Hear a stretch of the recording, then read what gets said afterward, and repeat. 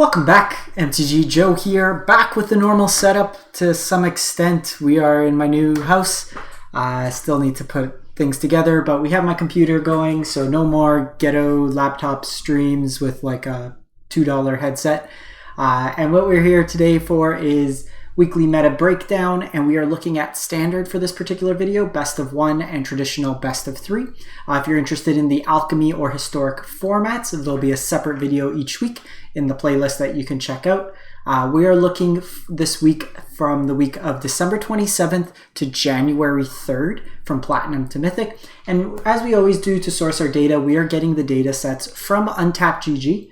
It is a companion tool that runs alongside your Arena client, tracks your win rates, like how you're doing with certain decks, your card collection, can make recommendations, what decks you can build. It's a very useful tool. If you're not using it, it's free to use. You can click the link in the video description down below, and you can get access to that tool for free. But we're looking at standard, Platinum to Mythic. There's 110,000 games that were sampled this week for standard. So this is something we'll look at. And then we will look at the top kind of performing decks. Mono White's still on top in standard. Looks like they've kind of done a mashup of the draw 2 and then the kind of exile based. So usually the exile based, you see Stonebinder's familiar over something like Monk of the Open Hand. This particular version is playing a couple copies of the Sun Gold Sentinel. You're seeing copies of Skyclave and Brutal Cathar. So it's kind of a hodgepodge mix. You got a one of like Battlefield Raptor, Hopeful Initiate. This list seems kind of disjointed, but it seems to be putting up the best win rate thus far. A lot of like one ofs, three ofs. Like Adeline usually sees two ofs in these decks. You're seeing only 23 lands with 2 Faceless Havens. So a little bit shaved down on the Havens themselves. Removal being the portable holes in this particular version, but Mono White's still on top. We see Mono Green with a heavier emphasis on the accelerants on turn 2. We see it going basically like this version looks to be wanting to go like 1 drop in Ascendant Pack Leader, 2 drop, 3 drop, get your or like turn 3 cast either Chariot or Uvenwall Oddity and kind of go to town, or have 3 drop into something like Blizzard Sprawl as a fight effect. We see Selesnya Humans, kind of a mashup of the Mono White and the Stompy style decks. This one, the numbers look a little bit more refined. You have Ramp and a Mana Sink in Catilda. You have like your Hopeful Initiates, your Lunarch Veterans to gain you some life, and then 4 of Adeline in this version. You could get beefy Hamlet Vanguards. You have some Taurens as a way to just go wide as well as training, and then Sigarda as an Anthem and card advantage. This particular list looks like its only real removal is 3 Brutal Cathars and then 2 Kabira Takedowns, which is more of a situational removal. We see Orzhov Clerics, kind of the white-black life gain deck. It's really a Voice of the Blessed, Righteous Valkyrie deck with Aura. You can kind of chain things back from your graveyard. We're seeing a couple copies of Markov Purifier. Just a way to kind of trigger life gain each turn and then give you some card advantage. These decks usually run out of some cards.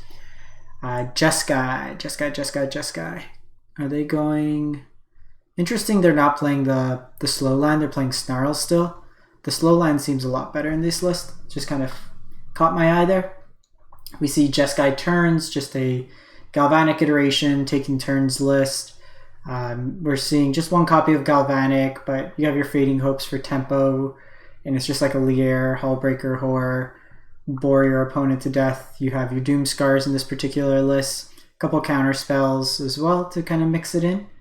Mono White Aggro. So interestingly, this version seems a lot more refined than the one we saw up above, but it's putting up a smaller win rate. It's also seeing a lot more play. You have 5,000 games versus 320 on this particular list.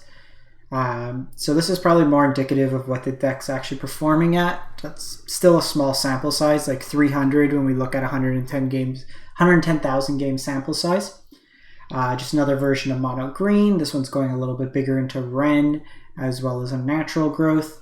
We see the Blood on the Snow decks. Interestingly, the top performing decks are creature-based decks, but we're not seeing this deck do as well. Could be a concession that Mono Green is showing up a bit more. The meat hooks typically aren't as good against mono green. Their stuff scales. So if you're not drawing your blood on the snow, it's a little worse. Mono red goblins, which I still don't know how it wins games. This deck always felt so bad when I played it, but it's putting up some results. See, as it turns, kind of the stock go-to, be mindful, like whenever you're playing against control, each week I look at, I always kind of see what their sweepers are. So this particular list is running 1 Cinderclasm, 1 Burn Down the House, so you're really only playing against 2 sweepers. Sometimes they're heavier on Burn Down the House, sometimes they'll play the Saga, Battle of Frost and Fire, so it's important, especially if you're playing a more aggressively slanted deck, how you want to attack that particular slot. We see Dimir Zombies putting up some results, Necro Duality to double your creatures, and then you just kind of have like Geralt for flying, and then Headless Horseman for board wipe insurance along with the Archghoul. Then you just kind of beat down. Interesting, this one's playing Priest of Haunted Edge as a way to have some removal. But that's also a zombie early game. So like here, this is a turns list. We see like they're on 3 Cinderclasm. So they're respecting aggro a bit more, where the other version looks to be a little bit more combo focused. We're seeing like slightly better results for the combo-y focused. Gruul Landfall, don't play Gruul Landfall. This looks like a starter deck perhaps. Yeah, it's probably a starter deck that's just been upgraded or played a couple games with. So that's best of 1, best of 3, much smaller population size. We're just seeing 9,900, 10,000 games versus 110,000. So not the same population. We're seeing mono green at almost a 70% win rate, which is wild. This version looks pretty stock at this point. You got your pack leaders, Sculptor, just kind of hit him hard, hit him big. Devouring Tendrils, just more removal out of the sideboard. Just another version of mono green, slightly different with, looks like they went up to 4 Rangers Class 2 oddities. This one's 2 Rangers Class 4 oddities. I think that's better in light of all the mono, or all the Fading Hope style decks, just a way to kind of tempo out. We see mono white, this being kind of more just a good creature version.